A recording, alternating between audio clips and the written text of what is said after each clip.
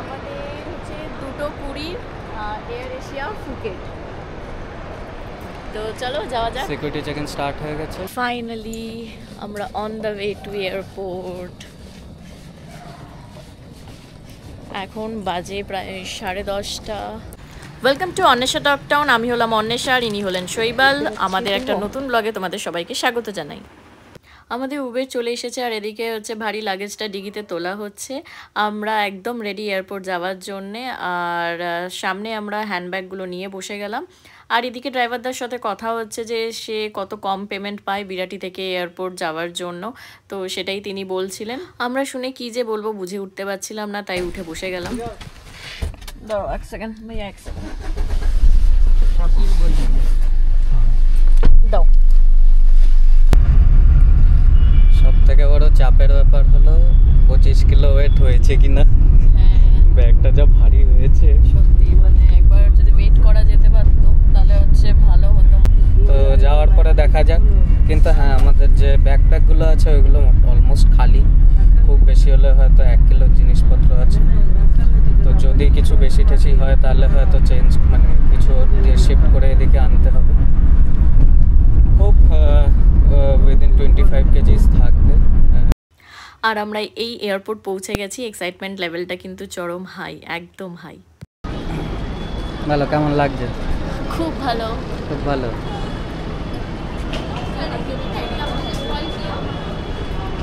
পরেতে এসে গেছি। তো আমাদের ফ্লাইট অন টাইম আছে।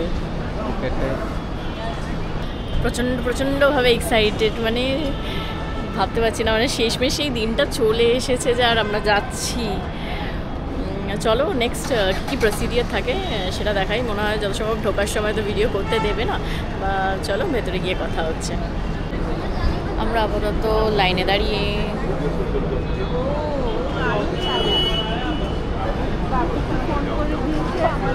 আমি মনে হয় প্রথমবার এত সেজে গুজে 11টার সময়, মানে অ্যাপার্ট ফ্রম পুজো ছাড়া সচরাচর সাজি না।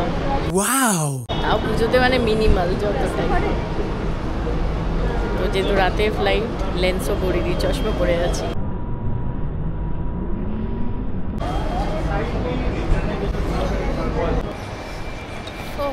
ভেতরে ঢুকে গেছি। মানে আমাদের দুজনের যে কত পুরনো একটা স্বপ্ন, মানে যে সেটা সার্থক হবে আজ। আজ আমরা ফার্স্ট টাইম ইন্টারন্যাশনাল ফ্লাইট নেব।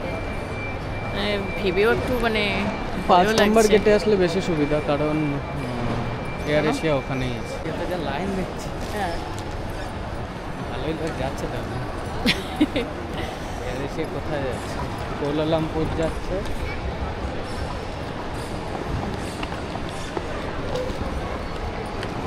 তো এখন আমাদের একটাই টেনশন যে আমাদের ব্যাগটা 25 কেজি যেন না হয়ে যায়।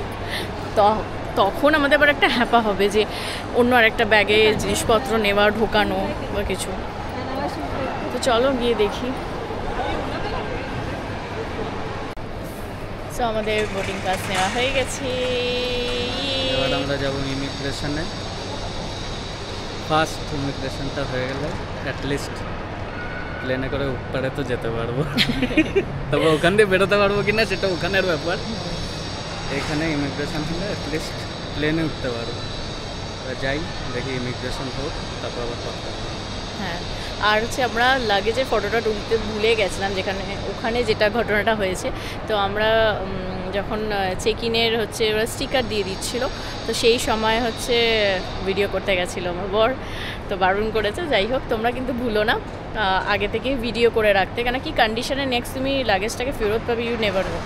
তো একটা লাগেজে, নিজের লাগেজে ভিডিও করে রাখা উচিত। আর মজার ব্যাপার হলো .25 কিলো হয়েছে। হ্যাঁ একদম .25 কিলো, মানে একটাও যদি একটু বেশি হয়ে আমি ব্যাগটাকে সোজা করে রেখেছিলাম বলে 25 কিলো দেখিয়েছে। পরে যখন আমি আবার ভিডিও করলাম, ভিডিও করে যখন আমি ব্যাগটাকে শুয়ে রাখলাম তখন ওটা 26 কিলো শো করেছিল। বাট যেহেতু ট্যাগিং হয়ে গেছিলো আর ওরা কিছু বলেনি, ঠিক আছে, ওটা সিস্টেম ওদের এই বেল্ট টেনে নিয়ে চলে গেছে।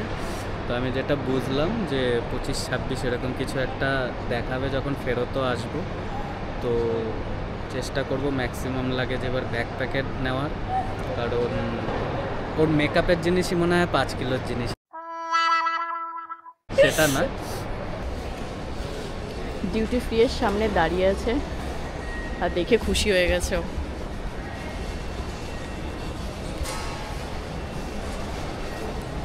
আমাদেরকে ইমিগ্রেশনের সময় আটকিয়েছিল কারণ আমাদের ব্যাগে 2টো জলের বোতল ছিল, প্লাস্টিকের জলের বোতলের একটা ছাতা ছিল। তো যিনি আমাদেরকে মানে দাঁড় করিয়েছিলেন সেটা খুব ভালো ছিল, মানে কিছু বলেনি। আমি তো ভাবলাম যে এই রে কী বলবে না বলবে, দেন বারণ করলেন এই জিনিসগুলো নিতে। আমব্রেলাটা আমরা বললাম যে লাগবে ওটা, তো ওটা ম্যানেজ করে দিলেন। আমাদের গেট নাম্বার হচ্ছে 9-এ যেতে হচ্ছে, সেখান থেকে হচ্ছে আমরা ফু করে উড়ে যাবো, মানে প্লেনে চড়ে। ঘুরতে গিয়ে কোনো দুর্ঘটনা হবে না সেটা তো সম্ভব না। তো আমাদের সাথেও আজকে একটা ঘটনা হয়েছে যে শৈবালের গলায় যে ব্যাগটা ছিল সেই ব্যাগটাতে আমাদের ডকুমেন্টস ছিল। সেই ডকুমেন্টসের ব্যাগটা আমরা চেকিংয়ের সময় ওখানেই ফেলে এসেছিলাম, কারণ আমাদেরকে দাঁড় করিয়েছিল জলের বোতল আমব্রেলা ছিল বলে, যেটা তোমাদেরকে একটু আগেই বলেছি। তো সেই সবের ওই ঝামেলার মধ্যে থেকে কোথাও আমাদের ওই ব্যাগটা মিস হয়ে গেছিলো। মানে ফ্লাইটে বোর্ড করার আগে শৈবালের যে মনে পড়ে গেছিলো, মানে এটা আমরা খুব থ্যাঙ্কফুল। মানে এক নিমেষে আমরা ব্ল্যাঙ্ক হয়ে জাস্ট মানে সেই মুভির মতো আমরা ছুটছিলাম, লিটারালি ছুটে গিয়ে ব্যাগটাকে নিয়েছি। আর দেখছি যে আর একটা প্যাসেঞ্জারেরও সেম ব্যাগ, সিমিলার ব্যাগ আছে। তো তিনি বললেন যে না ওটা ওনার ব্যাগ না, উনি কনফার্ম করেছেন। যে কী যে হতো আমরা বুঝে উঠতে পারছিলাম না। এখন বাজে প্রায় 12টা, তো আমরা ওয়েট করছি। ওদিকে 9-এর গেটের সামনে গেছিলাম, প্রচণ্ড ভিড়, পুরো মানে লোকজন প্রায় বসে গেছে সবাই। ঠিক আছে, আমরা অনেক লেটে গেছি এদিক ওদিক ঘুরছিলাম বলে। তো আমরা একটু ফাঁকা জায়গায় গিয়ে এসে বসেছি। যখন আবার গেটের ওদিকে যাব তখন আবার ভিডিও করব। তো চলো কিছুক্ষণ পরে আবার দেখা হচ্ছে। আপাতত বাজে 12:34, বউয়ের পাচ্ছে ঘুম।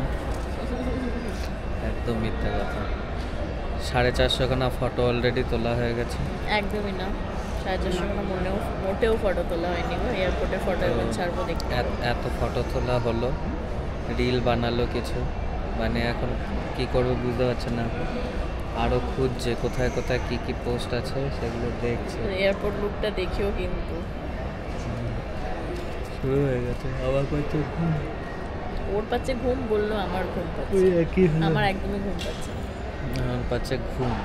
সারাদিনে যে ঘুমানো হয়নি, সেই সকাল 8টায় উঠেছে। So finally we are boarding. ঠিক আছে, ভিডিও করা অ্যালাউ ছিল না, যাতে ক্রু মেম্বারদের না মানে ফুটেজ আসে আমাদের ভিডিওতে। তো তাই জন্য আমরা সিটে বসেই তোমাদেরকে খাবারের মেনু, যা যা বুকলেট ছিল, যা ডিটেলস ছিল, তাই তোমাদেরকে শৈবাল খুলে খুলে দেখাচ্ছে যে কত কি দাম খাবারের ওখানে। 120 ভাট, 100 ভাট। আর এই আমাদের ফ্লাইট ছেড়ে দিয়েছে, and here we are coming Thailand.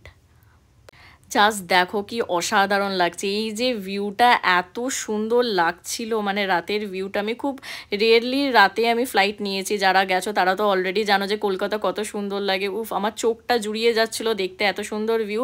আর এই দেখতে দেখতে খোলা আকাশের মেঘ অন্ধকারের মধ্যে আমরা পৌঁছে গেলাম থাইল্যান্ড ফুকেট এয়ারপোর্ট।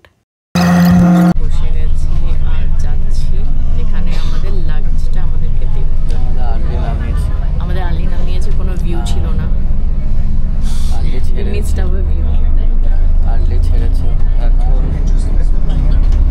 6:30 বাজে এখানকার টাইম অলমোস্ট। নতুন দেশে নামার পরে সবার প্রথম যে ইম্পর্ট্যান্ট কাজটা ছিল সেটা মোবাইলটাকে অ্যাক্টিভ করা। তাই ইন্ডিয়া থেকে ক্লুক অ্যাপের মাধ্যমে ডিট্যাকের 5G সিম কিনে নেওয়া হয়েছিল এবং ওখানেই আমরা স্ক্যান করে অ্যাড করে নিয়েছিলাম। থাইল্যান্ডে নামার পরেই সেটাকে অ্যাক্টিভ করে নিলাম, ডেটা রোমিং অন করে দিলাম, আর স্মুথলি ইন্টারনেট অ্যাভেলেবেল হয়ে গেল আমাদের, এবং কলিংও ছিল।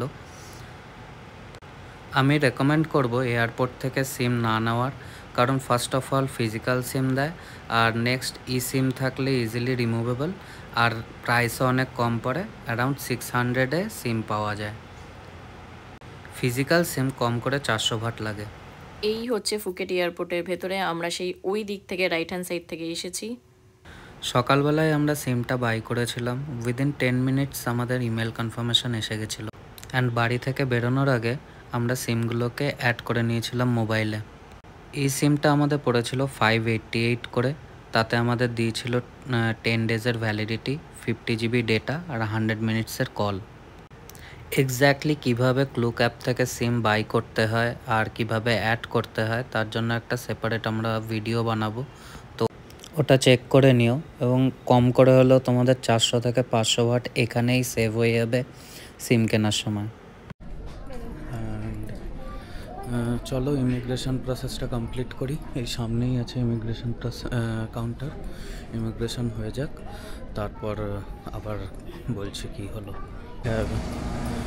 ব্যাগেজও দিয়ে দিয়েছে 3 নম্বর বেল্টে। আর ইমিগ্রেশন করতে 1 মিনিটও লাগলো না। ওখানকার ইমিগ্রেশনেও কিছু জিজ্ঞাসা করেনি, জাস্ট পাসপোর্ট নিল, স্ক্যান করলো পাসপোর্টটা, ছেড়ে দিল। আর সেম এখানেও ফিঙ্গারপ্রিন্টটা নিল আর পাসপোর্টটা স্ক্যান করলো, কোনো কোশ্চেন করেনি না কত অ্যামাউন্ট নিয়ে যাচ্ছ এই কান্ট্রিতে, কবে রিটার্ন টিকিট দেখাও, কিচ্ছু দেখতে চাইনি। সিম্পলি ইমিগ্রেশন কমপ্লিট হয়ে গেছে। আর এদিকে আমার লাগছিল একটু শীত, মানে শীত করছিল, তো অনেকেই দেখছিলাম যে সোয়েটার পরেছিল, তাই আমি শৈবালকে বলছিলাম যে how is the weather outside. It's now 25 degree, তাই অ্যাজ পার গুগল। তো চলো, লাগেজ নেওয়া হয়ে গেছে আমাদের, এবার বেরাবো, বেরিয়ে তোমাদেরকে আবার দেখাচ্ছি। এগুলো ট্যাক্সি মিনিবাস সার্ভিস রয়েছে, হলো পাটং, কারণ কাটা বিচ ফিচ যায়, বাট আমরা যাব প্রাবি। তো প্রাবি আমরা ভাবছি একটু ইকোনমিক্যাল ওয়েতে যাব, আর ইকোনমিক্যাল ওয়েতে যাওয়ার জন্য আমাদের দরকার হচ্ছে শাটেলে করে বাস টার্মিনাল 1 যাব, ওখান থেকে আমরা বাস ধরে যাব হচ্ছে ফুকেট বাস স্ট্যান্ড, এই Krabi bus stand, and then Krabi bus stand থেকে আমরা টুকটুক করে যাব আওনাং বিচ, সেখানেই আমাদের হোটেল। তো বাইরে বেরিয়ে দেখি কি শাটেল কি আছে কি নেই। আর যেহেতু অনেক আর্লি এসে গেছি, আমার এখনও ঘড়িটা সিঙ্ক হয়নি, এখন প্রায় 7টা বাজেনি, এখনও 6:45 বাজে, তো আর্লি হয়ে গেছি। এবার যাওয়া যাক, বাইরে বেরিয়ে দেখি কোথায় কি আছে।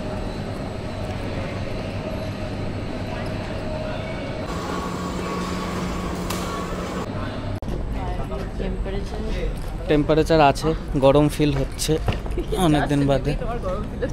হ্যাঁ, গরম লাগছে তো। হচ্ছে বাইরেটা,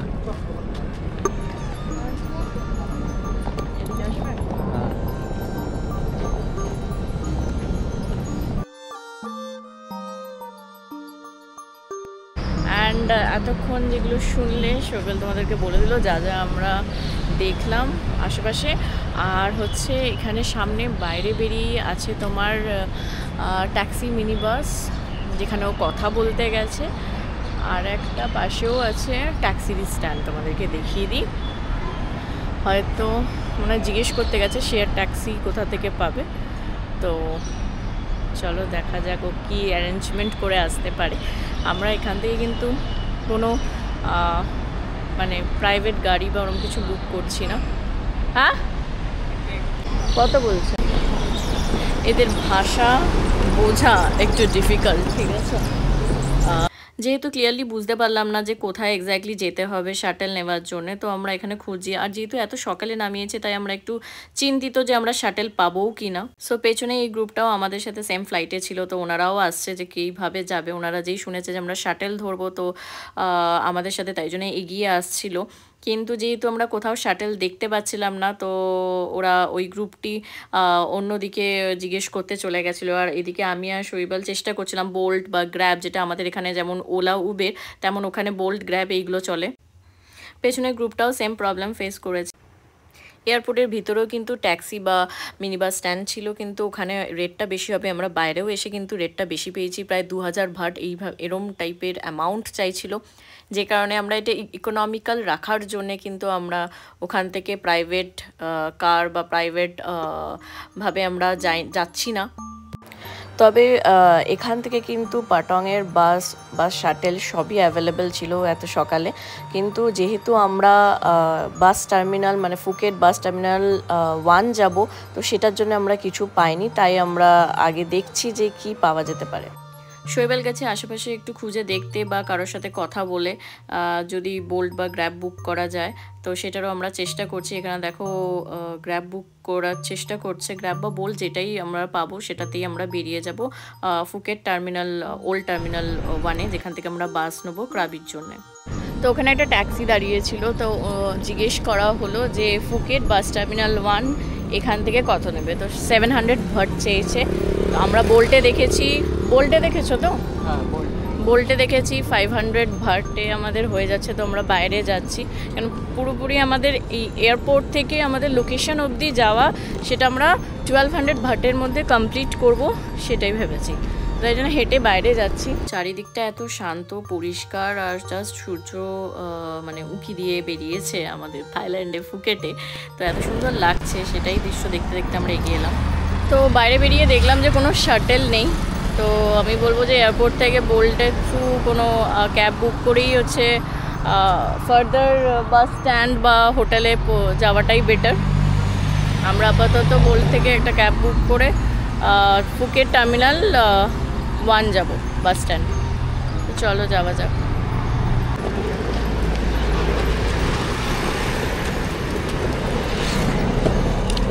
নিজের দেশ ছেড়ে অচেনা জায়গায় আসা, এটা কিন্তু চারটিখানি কথা না, মানে এতটা জিনিসপত্র নিয়ে হ্যাপাজার্ড থাকে। কেন এই কথাটা বললাম, নিজের দেশ ছেড়ে, নিজের দেশে সব কিছু কমন, কোথায় কি পাওয়া যায় জানি, বাট হ্যাঁ অন্য একটা জায়গায় এসে নিজের মতোভাবে চলাটা একটু ডিফিকাল্ট, কেন হুট করে তো কাউকে বিশ্বাস করা যায় না। তো একটু বুঝে শুনে দেখে কারোর সাথে কথা বলা, এইসবই হয়, সেটারই এক্সপিরিয়েন্স আজ করলাম। বোল্ট থেকে আমাদের ক্যাবটা From Phuket bus terminal 1, I can get bus for Krabi, right? Go to Krabi, yeah.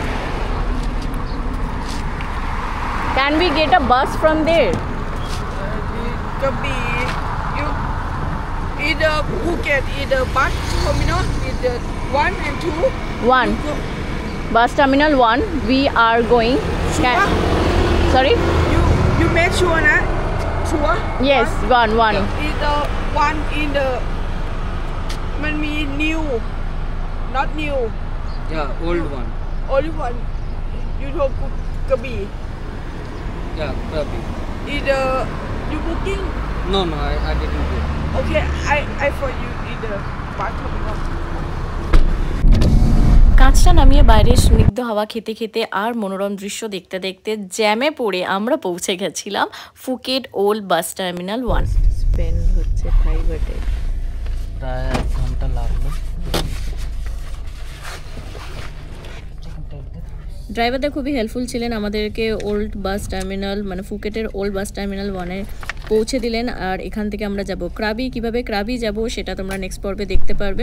নতুন জায়গায় এসে কখনো প্যানিক করবে না, এটাই আমার অ্যাডভাইস থাকবে, সেটাই আমরা আজ এক্সপিরিয়েন্স করেছি। আশা করছি ডে 1 ব্লগে আমরা তোমাদেরকে অনেকটা ইনফরমেশন দিতে পেরেছি। আরও আগামী ব্লগগুলোতে তোমরা অনেক ইনফরমেশন পাবে, তার জন্য আমাদের সাথে থেকো প্লিজ। আমাদের ভিডিও ভালো লাগলে লাইক, শেয়ার অ্যান্ড সাবস্ক্রাইব করে দিও।